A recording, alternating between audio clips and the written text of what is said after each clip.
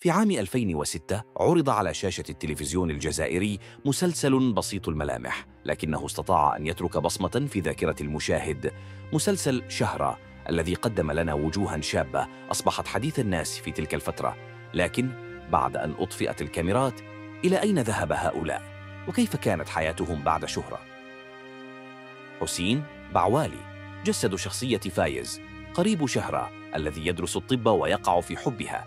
يعتبر حسين من الممثلين البارزين في جيله، وشارك في عدة أعمال تلفزيونية وسينمائية جزائرية. واصل مسيرته الفنية وشارك في عدة أعمال درامية وسينمائية، ويعتبر من الممثلين المبدعين في جيله.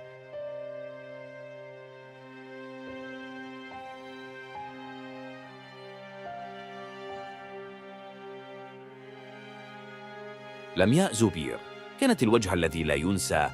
أدت دور فتاة جزائرية تناضل وسط مجتمع تقليدي وتحلم بحياة أفضل. أداؤها جعل منها حديث الصغار والكبار. فجأة أصبحت نجمة، لكن الغريب أن لمياء لم تواصل المشوار الفني. بعد انتهاء المسلسل اختارت طريقا مختلفا تماما. درست الطب وانتقلت إلى فرنسا لتصبح طبيبة ناجحة في أحد المستشفيات هناك. نعم، اختفت من الشاشة، لكنها اختارت شهرة من نوع آخر.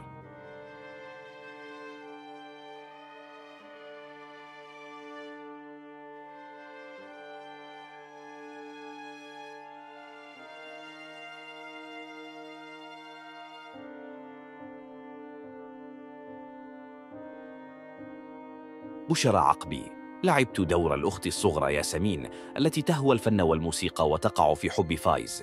بشرى واصلت مسيرتها الفنية بعد المسلسل، وشاركت في عدة أعمال درامية جزائرية.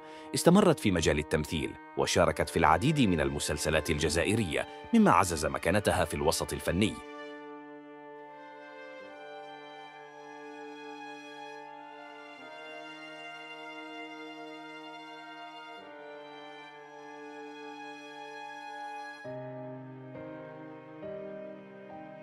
بهية راشدي الطاوس الأم أدت دور والدة شهرة، وهي من أبرز الممثلات في الدراما الجزائرية، ولها مسيرة فنية حافلة بالأعمال التلفزيونية والمسرحية. تعد من أعمدة الدراما الجزائرية، وواصلت تقديم أعمال مميزة في التلفزيون والمسرح.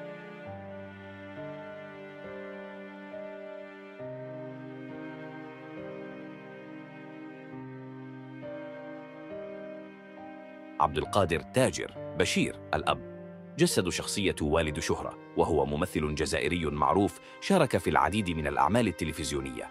شارك في عدة أعمال تلفزيونية بعد شهرة، ويعرف بأدواره المتنوعة في الدراما الجزائرية.